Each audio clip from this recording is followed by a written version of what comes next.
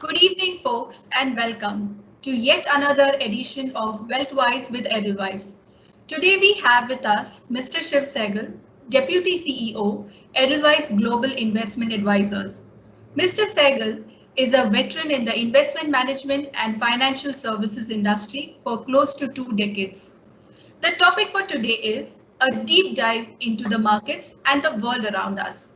Through this webinar, Mr. Sehgal will guide us on how to effectively maneuver our wealth during the current challenging times. Moreover, he will also focus on market and global cues which can help investors understand the future prospects of their investments. To our lovely audience, please note there might be a time lag of 10 to 15 seconds due to connectivity or network issue. Kindly bear with us. So now I open the floor to you, Mr. Sehgal. Welcome aboard. Thank you so much for the kind introduction. Hi, everyone. Firstly, let's hope everyone has been safe and continues to be so. Again, thanks to everyone for listening in. I do hope to make this session a very interesting and insightful one. And again, thanks for sparing your precious time. So in my recent interactions lately, I've been speaking a lot about how the current crisis transpired, the aggressive sell-off, and why it happened, and the interlinkages in the credit markets impacting the great downward spiral that we saw in almost every asset class in March and early April. But if we move on to the present world, to me, it has been a state of two plays. One, the financial markets have reacted enormously to the huge money printing, the liquidity-driven policies, which have resulted in the sharp bounce back and the momentous rally that we have seen globally, leading with the domestic markets, and then now in the last couple of months, impacting almost every other asset class in emerging markets as well. And secondly, the real economies globally, for the most part, are while they're continuing to feel the pain in the short term, I think the hopes of a V-shaped recovery continue to remain high. And what that is transpiring is that mainly largely market participants are extrapolating the bounce in financial markets in a way such that they feel that the real economy too will have a similar kind of a recovery, which is a basically V-shaped recovery. And as we discuss in the next half an hour or so, my views kind of differ to that in terms of how things might transpire. But firstly, two critical elements stand out in this particular crisis. First is, as I mentioned, the speed of the policy reaction. To me, the scale of the intervention deployed in the developed economies, especially in the US, has been enormous. And we all know the stats, and I'll show you some charts later as well. But secondly, which is the more important element, is the resiliency of people, which I generally think is always been true. Otherwise, human beings, wouldn't be surviving, and that's why we are different from animals. But it's always surprising how much resiliency there is when you look at the reaction, how people have adjusted to the virus. And in some places, if you call it the second wave that is currently going on, the renewed resurgence in cases that we have been seeing, like Hong Kong and some other countries as well, doesn't seem to be evoking the same response both in markets as well as among people as we saw in February, late January and March as well. So putting things in perspective to the audience listening in, yes, we are still spiking cases in India. We've kind of on a daily basis we are hitting north of 50,000 cases.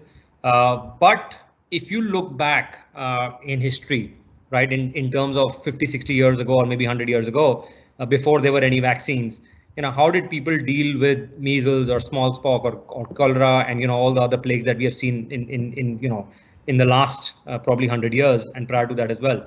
It's not like people locked themselves up in the prior regimes. They just dealt with it as things transpired, which is not to say that we should completely ignore everything and just do what we have to. But people went about their lives in the historic precedent, and as we will in the next few months, we will get along with our lives as well. Today, the fact that we are doing this over a webinar, we are not going to offices, our children are homeschooling. The environment is so rapidly changed, but so has the society. I think it's kind of phenomenal how things have reacted and how people have reacted to that as well. But in the same breath, I would like to say that the developed world can better cope with it. There have been stimulus packages the Fed is doing the PPP and the CARES Act. But the reality is that in places like emerging markets, like in India, most of our cases thankfully have been, in the urban areas. I just hope and pray that the rural acceleration doesn't happen, because that will probably be a new level of problem to deal with. But data doesn't suggest that that is happening, and we are probably prepared in a manner that we were when the crisis kind of kicked off. Where we are today, we are probably much better prepared in that regard. So let me just state the obvious facts here for the benefit of the audience. I just want to share a couple of charts. Let me wait a minute. Let me get this going. There we go.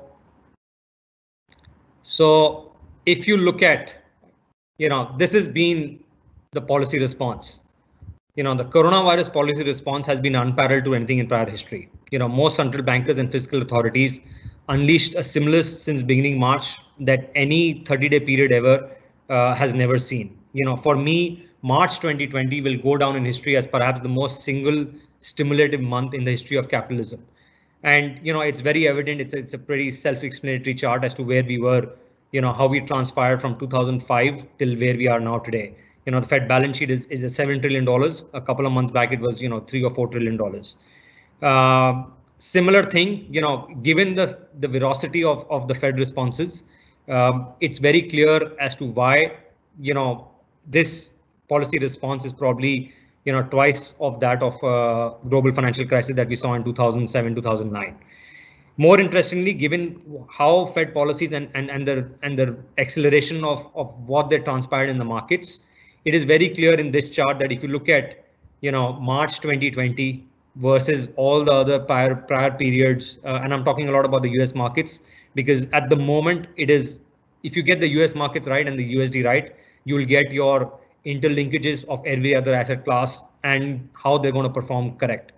So given the sell-off that transpired and the recovery that we have seen, this is a very, very important element to talk about here. If you look at the recovery that we have seen in global markets, and if you look at, even if you look at the recent data that's coming out, right? I mean, retail sales in US is one example that I'll take.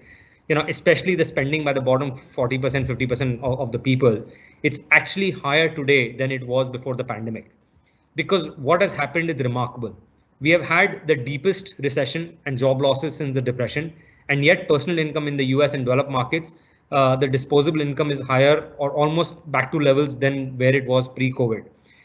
Because of the very clear fact that at the moment, what has been replaced, the government has been very successful in replacing more than the lost income in terms of, what has hit the economy and what has hit people's personal lives.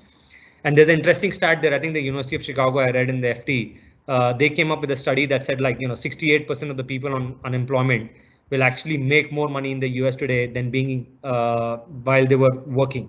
This tells you two things. First, the enormous power of the government fiscal policy that we've just talked about. And second, it's also telling you that what happens when you give money to the people who spend the most of the money, whose propensity to consume, the marginal propensity is very high. So basically, with the Fed writing checks and giving it to the bottom 40, 50% of the people who tend to anyway spend most of the money, is that, these people have a negative savings rate typically. So when the checks are hitting their bank accounts, it's but natural that they're spending it. The extra $600 per week that people were getting, I would say they're spending almost, the study said 60, 70%. I would say they're probably spending 80% of that. Now that comes critical in, to understand one particular element, that one, most people from a micro perspective think that today, cutting salaries is good for corporate bottom lines. That is true at an individual firm level. But when there is such a large scale off in terms of layoffs that 20 million, 30 million people unemployed that we were hitting in March and April, what happens is every person's income is also another firm's income, right? Because people tend to spend what they earn. When the corporate sector as a whole cuts employment, it's usually then when we have recessions. We don't have booms. Now, because of this vicious cycle, as companies cut capital spending because people not spending enough, it becomes a vicious cycle in itself, and that's leads to recessions. Now, what the US and the ECB have done is basically neatly cut off this vicious cycle by replacing all the lost income with more than the government spending that's transpired in the last couple of months. Now, had there been, had the stimulus had not happened, corporates would have had horrific Q1 and Q2 numbers because the profits would have not been there. And that's what has transpired in terms of why markets have also kind of, bounced back to the level that they have. It's interesting to see how, as the Fed stimulus rolls off, the Fed stimulus, the fourth stimulus rolls off on 31st of July. I think in the next week or two, we will hear the fifth stimulus. In my view, that would be a package of about anywhere around 1.5 trillion. The $600 a week check that people are getting in the US will probably transpire or get cut down to whether it is 400 or 300, 200. I think the reality is that as long as they're still getting some spend, we've just kind of pushed the can down the road and we are getting normalcy back in the markets. Also, in terms of, moving on from this chart, the fact that this fiscal spend that has also happened in a world where, monetary policies have, completely been in sync, and, Fed has not only printed money, but have also cut interest rates. And to me, this next chart is the chart of the truth, right? I mean, the way I see it, this is 10-year yields in the US. As you see from, this is probably a 40-year chart from, July 80 as peak of 16%. Bond yields and GSEC yields, this is 10-year yields, have only been, a trend line that has been down. Now, once the debt levels in the system reach a point where the US government can only afford to pay negative real rates to creditors, the system, in my mind, starts to break down. And I'll give you an example. Let's say, I'm Russia, and that's a real world example. I'm selling my finite oil supplies into the US, and I have depleting oil wells because as I pump more, my supply is being bought by the US corporates. And I earn dollars, and then I deploy those dollars into US treasuries. But those treasuries that were paying me, almost as high as 8 or 10% 30 years back are now, almost back at 50 or 60 bips. Now I'm going to wake up, 5 years, 10 years, 20 years down the line if I'm Russia, and I'm going to have this huge pile of paper with the US treasuries, and that's going to not be as high yielding as what transpired over this entire regime when Russia decided to sell their oil exports to the US. So we have, as US continues to print more, there is a vicious cycle here that they're severely, devaluing the dollar. And if I was an exporter to the US, I would get worried, right? And that's a very simplistic way of looking at things. And I'm going to try to narrow down the narrative as to why this is important. Now, as these yields in the 10-year yields go lower, it's also interesting that if you look at, I'll just skip this chart. This is basically saying that most of economists get the direction of Fed rates wrong. In my view, the trend is very clear that, we have been in the biggest bull market, and there's a consistency of how rates in every event have, every market fluctuation. The first impulse of Fed policy managers is that they'll cut rates. This is an interesting chart. At the moment, 90% of sovereign bond yields are yielding at less than 1%. This is a very different world to where we were a couple of years back, right? A staggering $14 trillion in global bonds today, right, have negative rates. And that's 30% of the global tradable bond universe. The problem is that when you have negative interest rates, and I think the US can probably hit negative interest rates in the next couple of months, 10-year yields are already at 55 bips. The result is that money piles into anything that appears to be, offers safe returns. Creating a bubble pricing and new unappreciated risks, which aggravate the excess that got us there in the first place. And as Fed policy and macro economists, the view is that you cut rates, you normalize the thing, but that leads to money and capital flowing into higher yielding places, which should not be the safest. And that is why they're yielding a higher return. But you create a bigger bubble, down the road. So basically, in a deflationary environment, which I feel is coming down the road, if you ask me, I would say that would be, we are probably 2 years down the line. I think the enormous pumping that's happening globally, markets can hold up maybe for a year or two, and we'll talk a bit about the US markets as well in that regard. But one thing is clear, right? I mean, if you are an asset allocator globally, you are trying to chase yield, and this comes into my demographics themes. In the Western world, the baby boomers have been the biggest driver of economy since the 1980s, right? And as they retire, the drive is only going to happen in places which have the demographic dividend, in places like India and Southeast Asia. And hence, emerging markets still have a real rate of return, which is finitely better than what developed markets have. So I think, in this decade, there will be a tectonic shift where developed markets, which have been outperforming since the last 10, 12 years, will start underperforming, and that's going to be my big thesis. Then I'll show you a couple of charts regarding that as well. Moving on, just showing you some more charts. So large part of the world is reeling with negative yields. I've already talked about the fact this bottom right-hand chart is very interesting. And, all people listening in, if you want these charts, we can email it to you. You can just write it in the comments, and we are happy to share these charts, and we can probably, upload it in the link as well. But if you look at it, breakdown of developed market government bond yields, it is staggering the amount of money sitting in below 1%, right? And this is all transpired only in the recent years. And there are a couple of elements to this as well, right? The fact that we have had,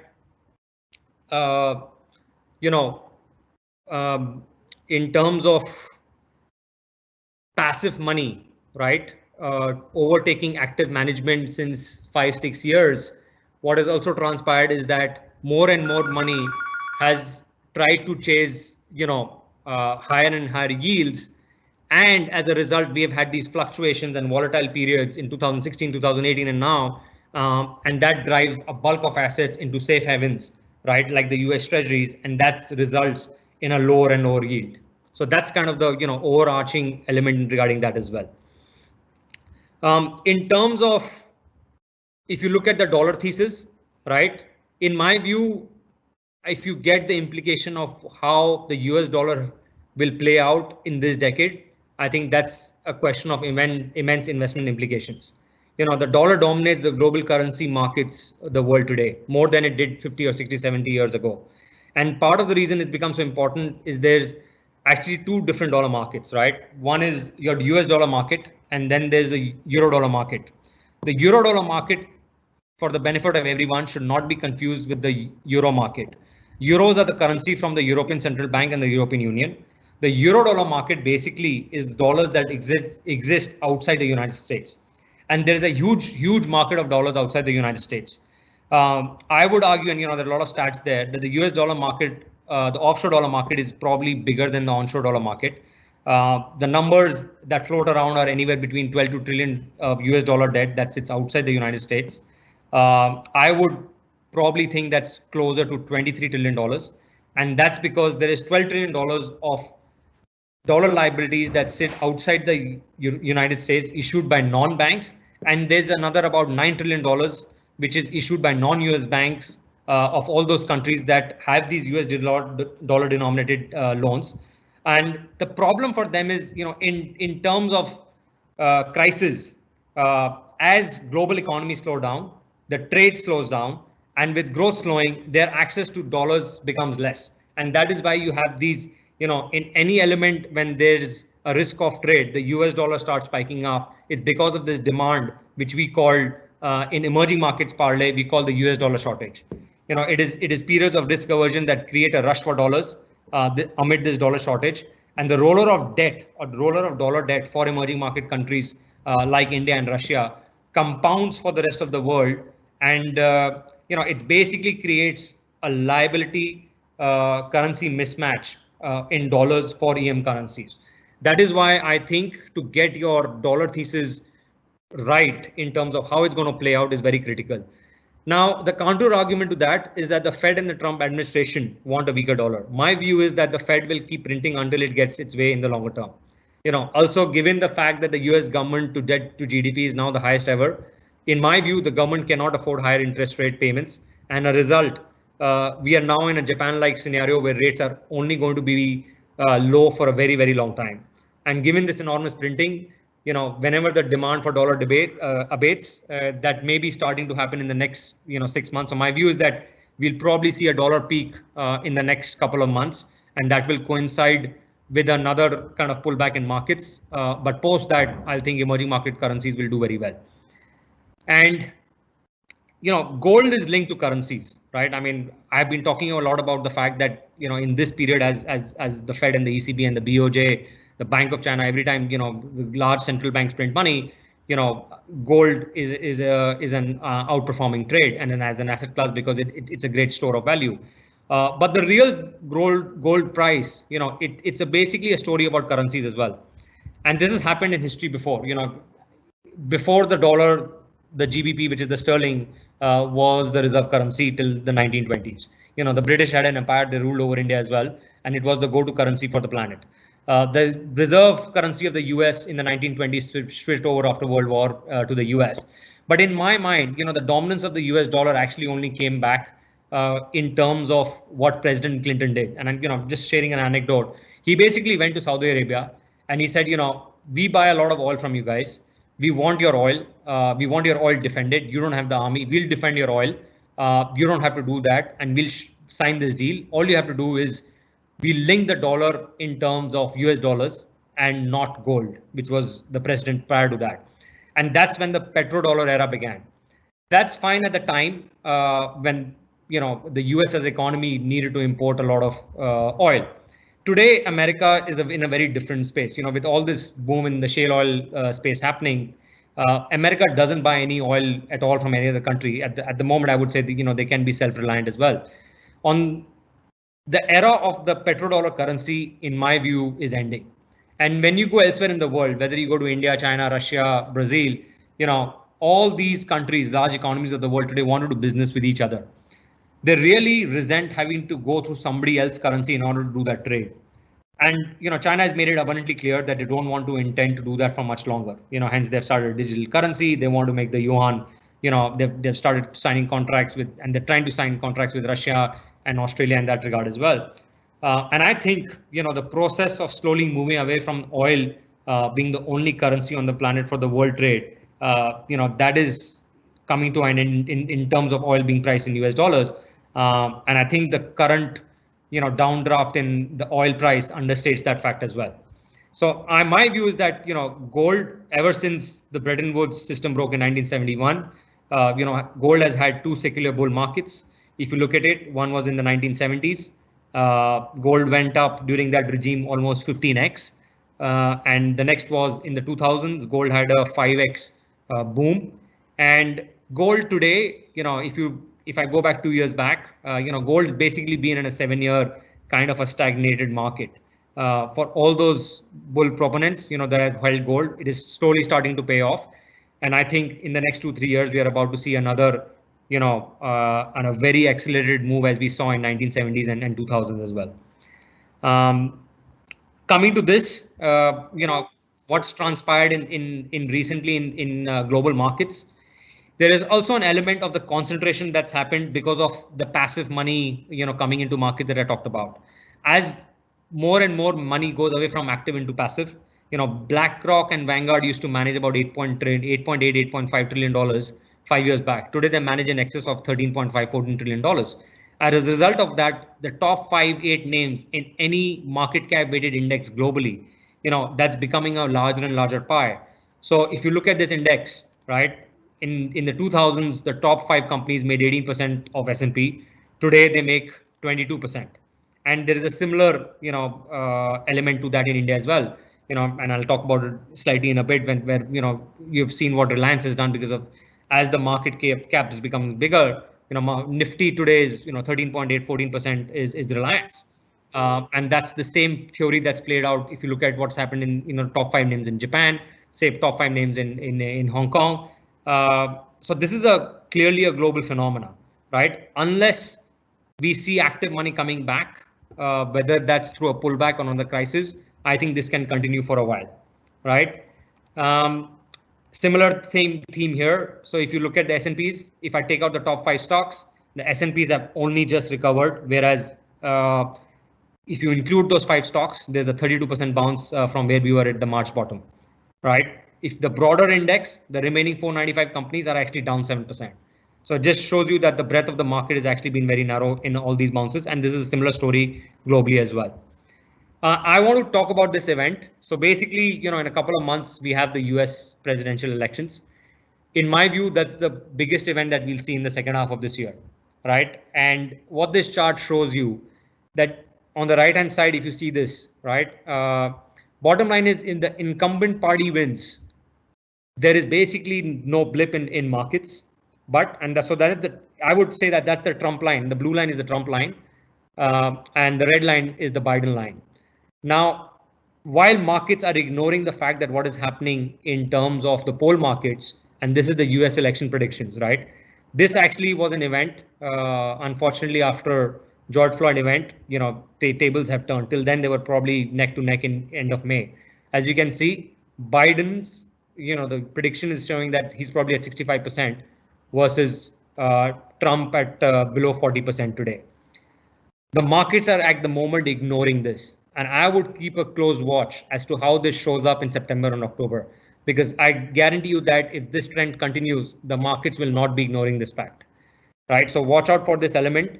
I have no idea how this plays out. My view is, usually the polls have got it right. And the reason for my worry is this chart. Biden in all his policies, in his speeches has already talked about the fact that he would increase taxes, and that is a direct hit to EPS, which is earnings per share. And markets will start reacting to this as we come closer to a Biden victory, right?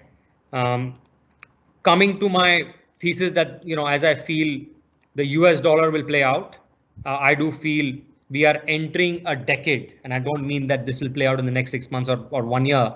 But if I were to look out 2023 onwards, I do feel that, globally we go through phases of decades. Last 10 years, the emerging markets have given a massive underperformance. And I feel that we are about to enter this decade in the next 2-3 years where emerging markets will, because of the fact that bulk of developed markets today are at a yield level which doesn't justify large pension asset allocators to grow their pie in terms of negative yields. I think, growth in the emerging markets and demographics, dividend demographics in terms of people will play out the real story here. So my view on emerging markets remain very bullish. And for the benefit of everyone, there's a great saying in emerging markets. You make more money when things go from truly awful to merely bad than you make from good to great. So my viewpoint is if something is bombed out in emerging markets, usually the bounce back is far stronger when things start looking slightly better than when everything is good and you start going from greater. And that's been the historical precedent of markets, and that will continue to play out in the same manner. Going forward, I think we have talked about the fact that how much of the fiscal and monetary spend has happened. The M2 supply here shows that for me in the decade ahead, this will play out in emerging markets and India is included, right? So this is a very self-explanatory chart. And I think that is probably going to be the thesis in the years to come as well.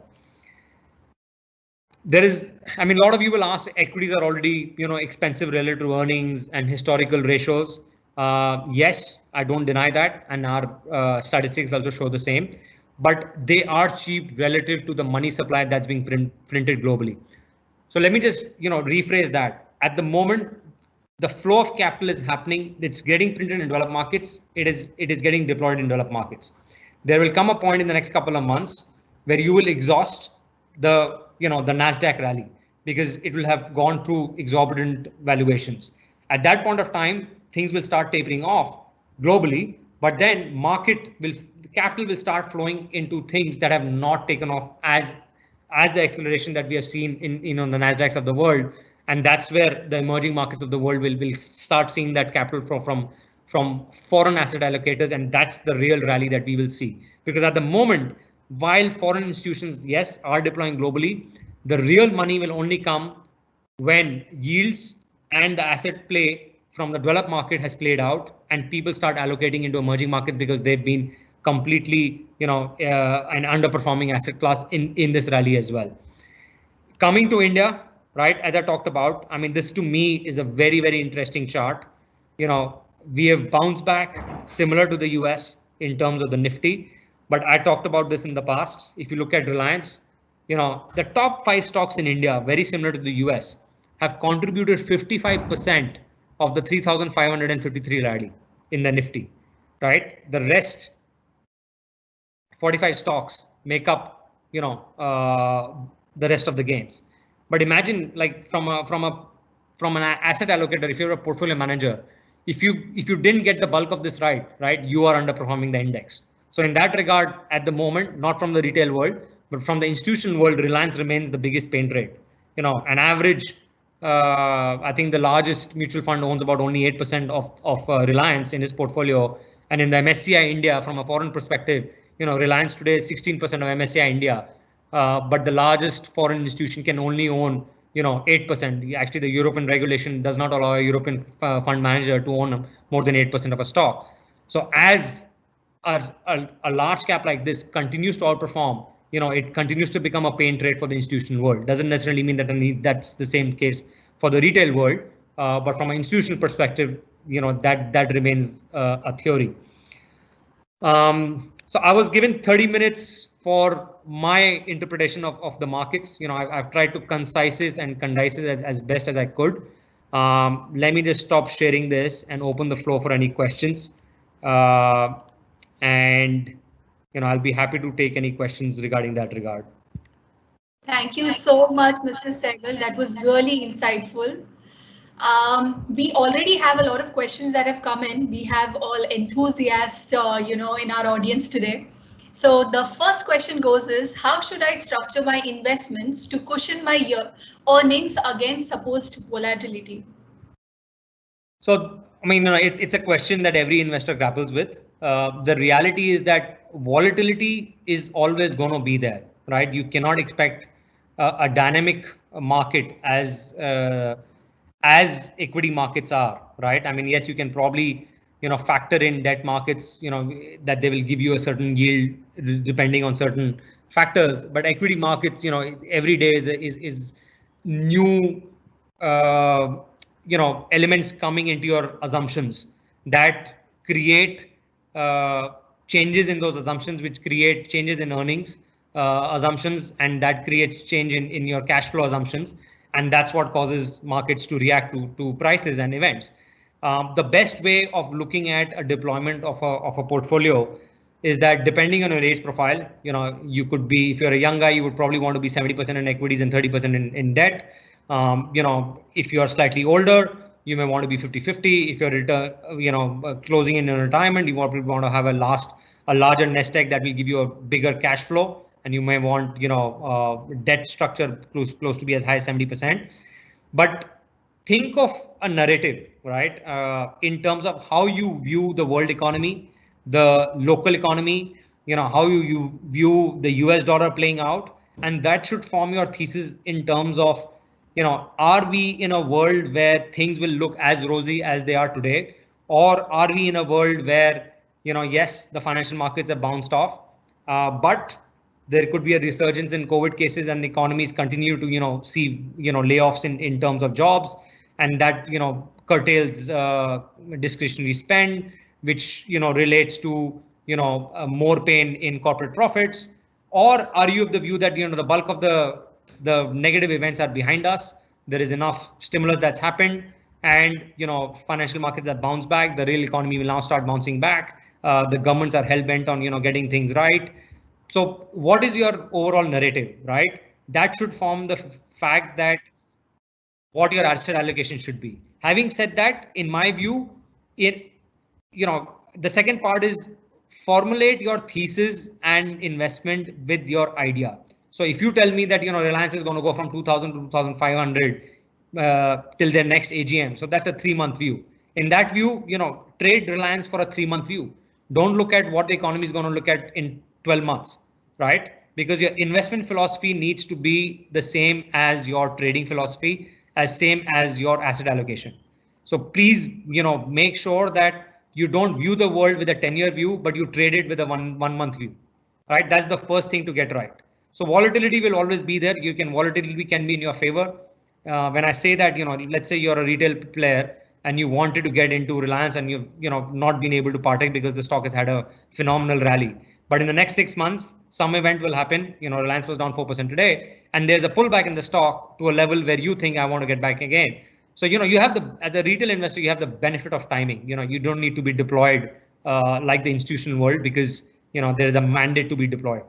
So, your overarching theme should be form a view, trade that view, and have your investment horizon the same as your view horizon.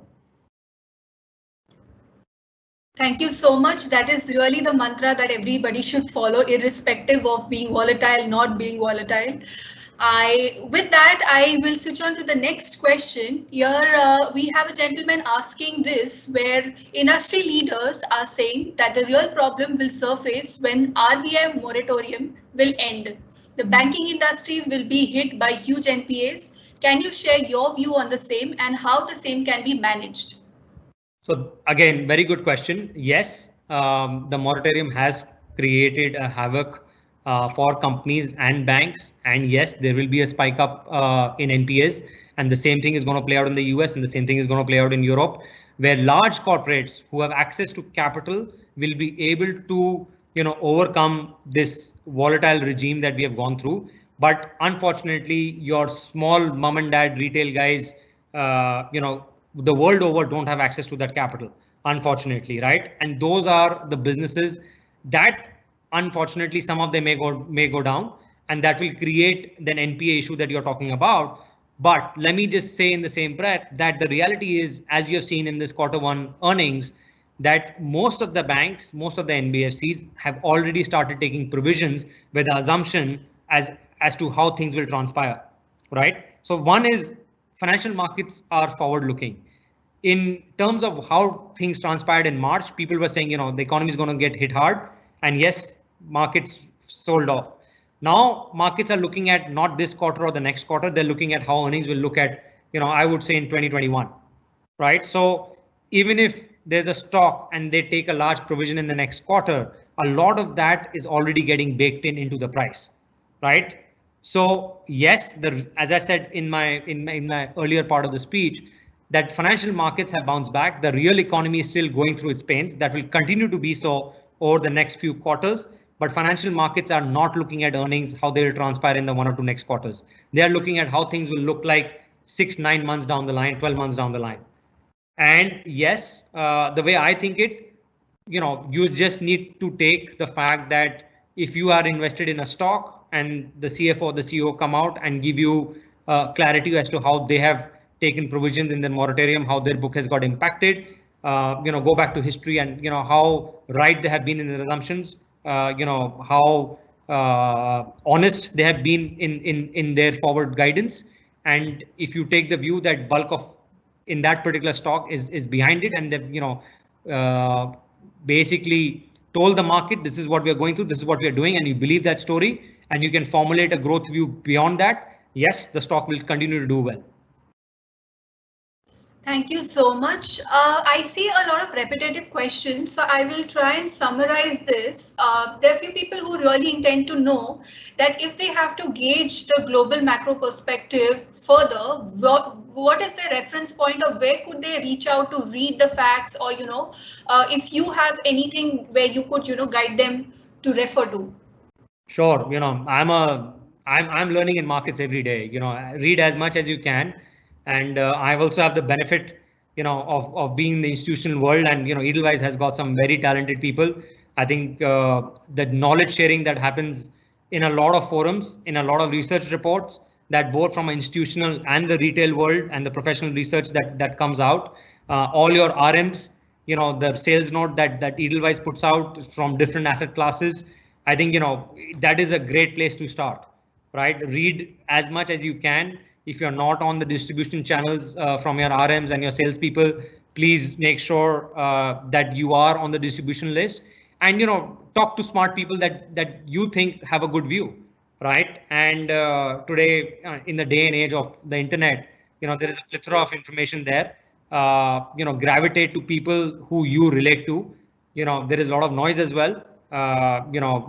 It's a combination of a few things, and when you start reading as avidly as most smart people do, you'll realize that you'll gravitate to the same 5-6 people or 5-6 notes or 5-6 research points, and that's your starting phase.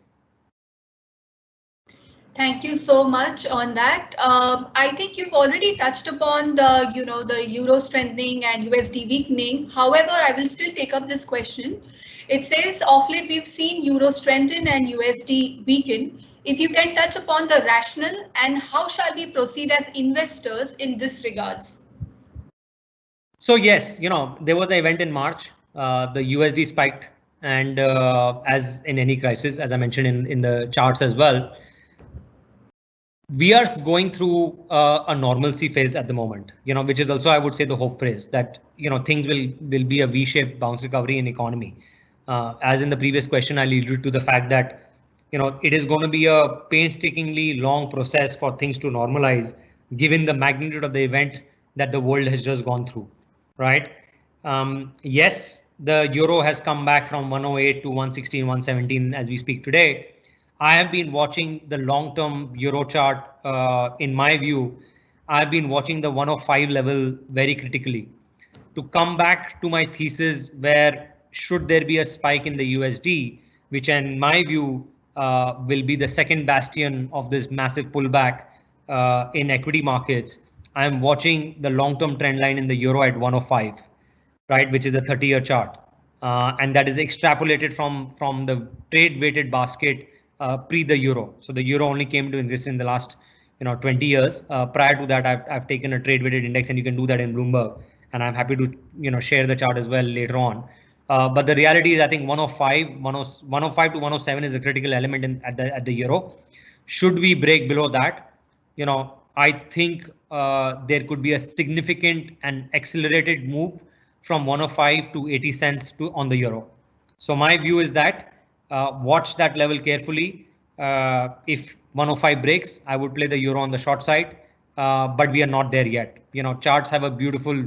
While I'm a fundamental guy at heart, I definitely believe that you need to take a holistic approach of technical analysis as well. And I look at everything, whatever helps me form a view. And at the moment, it's showing me that things are normalizing. But watch out.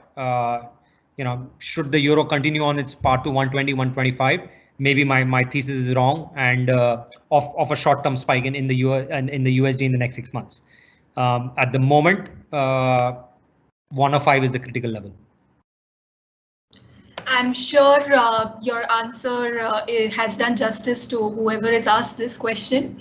We will move on to the other question, which says that by US debt rising at such high levels, does gold become the best investment asset? What are your insights?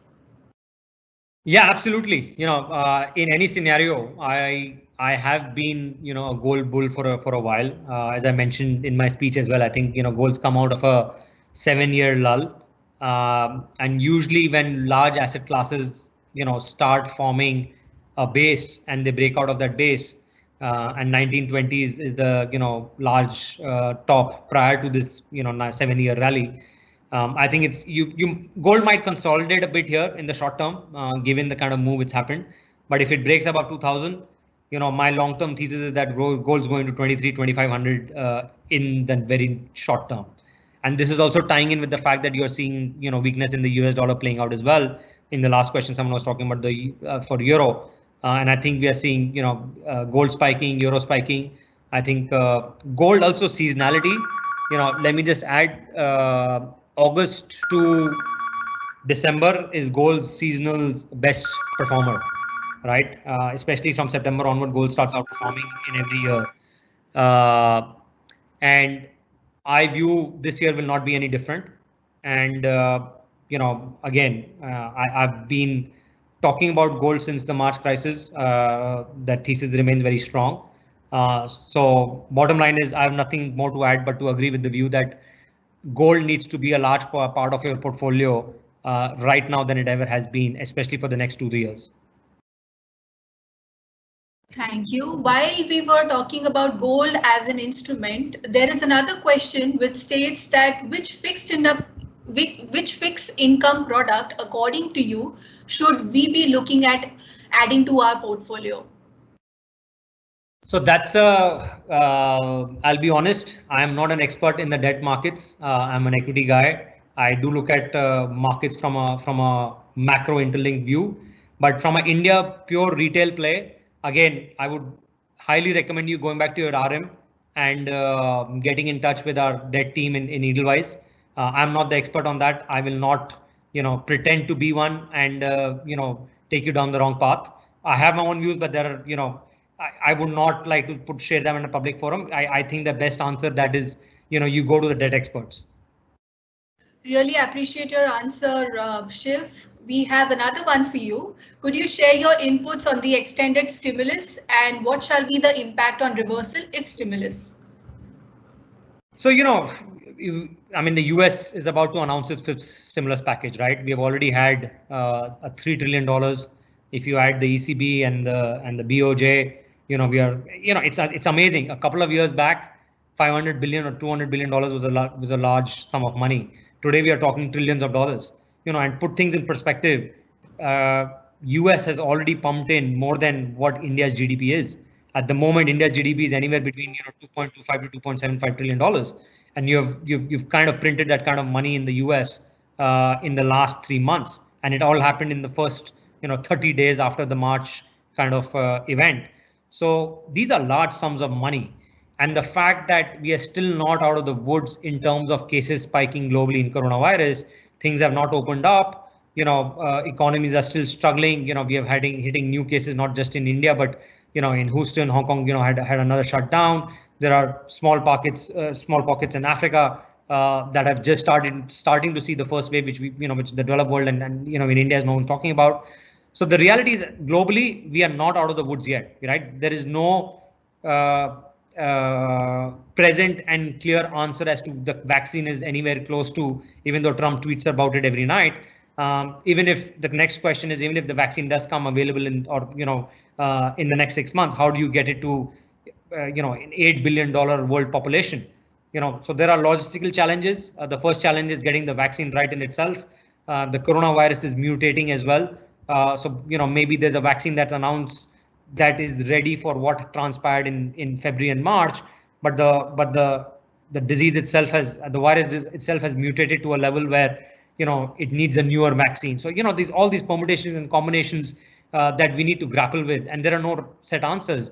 So the reality is, I think the Fed policy makers have gone down this path where they will continue to print money, whether it is 7 trillion, 10 trillion, 20 trillion, 1 year, 2 years down the line. I don't see a scenario where they will try and scale back. But as we have seen in the recent past, that every time they try to scale back and normalize rates, and if you remember the 10-year chart that I showed you, as and when you try and normalize rates, financial markets sell off. So you're in a world where you're interlinked, where you'll find it harder and harder as policymakers to normalize things unless global growth takes off in a very meaningful manner, which we don't see happening, and which not only I, but even the market pundits don't see happening. And to add one more element to that, it's also, we are in a de-global growth world, right? We have China and US trade wars, we have China and Japan trade wars, we have India and Japan, India and China trade wars. So you're not only growing growth globally, you're de-growing growth and trying to take back market share from an individual country perspective, which is all going to have impact on global growth. So we are in a world where at the moment, for the last 10, 15 years, China was, exporting deflation and which was basically leading to a higher growth world because, as economies, they were spending less and consuming more. But now you're in a world where people will consume less, but spend a lot more. So while we might be in a deflationary environment for the next couple of months, post 12 months, 18 months down the line, you could see inflation come back very strongly. And that's why I feel that, watch out for commodities as well. That could be the next big thing as inflation starts taking over.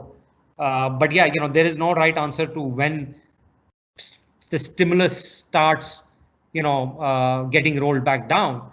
But yes, I will add to the fact that there will be periods where, the extent of the stimulus will not be as large as we have seen, and that will create periods of higher volatility and pullbacks in the market, and that's what we need to watch out, and that's what you need to form a view of. Thank you so much, Shiv. While we are running out of time, I would like to take the last two questions. The question is, what is the relationship between money flow in the world versus PE ratios of the indices? How to measure its impact? So money flow, great question, by the way. So two ways to formulate that. Right? As I said, at the moment, the money printing is happening in the developed world, right? Rightly so, because emerging markets are not the reserve currencies of the world. And as money gets printed in an economy, the first deployment is happening in that particular economy, which is the US. And you're seeing, the Amazons and Facebooks and Googles of the world, continuing to see the plethora of this passive money coming in, right? And they're becoming a larger and larger share of the pie. At some stage, there will be excessive valuation, and there will be a pullback, and money will start gravitating to things that have not taken off yet.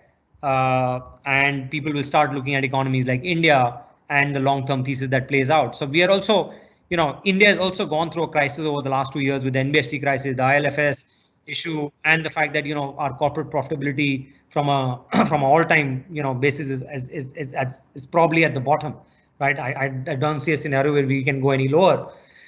So the point is, as things start recovering in emerging markets, there will be a capital flow from the developed markets into areas where things have not taken off. And I can see that happening from US to Europe in the last couple of months as well, last couple of weeks. So at the moment, yes, the first part, US printed money, capital happened in US. Next part, ECB prints money, and US money also starts flowing into Europe. I think the third stage will be the emerging markets in the next couple of quarters. That's the way I see it. And that's how, you just need to see where valuations are getting aggressive, and how passive money is starting to deploy money in terms of geographies. And this is all public information. You can see how people are deploying money in the MSCI indices, and it will create an answer to this question itself. Thank you so much, Shiv. We have a very interesting question, and my favorite. What's been your major learning during this COVID times? My major learning is, I think, as I mentioned earlier as well, the resiliency of people in general, right? The teams that, from a work perspective, how people responded to this crisis, both personally at the home front, both, professionally at the work front, how governments reacted to it, and the veracity of things. This is the first time event that, people of my generation, and most people listening in, we have not seen an event like this. The last global event was the World War II, and for something of this scale to happen, and the bounce back in people's energy, in people's positivity, not from the government perspective, but even from corporates and individuals, that's my biggest learning. I think you just can't write off humanity, right? So the other point is, a lot of Pandit gurus will say in India that it doesn't make sense to be bearish. And I think, this particular crisis has just kind of, been the nail in the coffin. So trade your views with a bullish bias, and you'll come out, better off in the long term. And yeah, that's my answer to that question. Thank you so much, Shiv, for your insights, and it has really been valuable to us. While we wrap up this webinar, are there any closing remarks that you would want to say? No, stay safe, stay positive. That's my only message to everyone. I hope this has, been insightful, and thanks for spending the last hour with me, and I look forward to more interactions and such interesting questions. Thanks a lot. Thank you so much. I'm sure our audience found your expertise of significant value, and they will gain from this experience. To our audience, thank you so much for tuning in. We look forward to having you join us back for our next webinar. Till then, stay safe, stay home, stay calm. Thank you. Take care.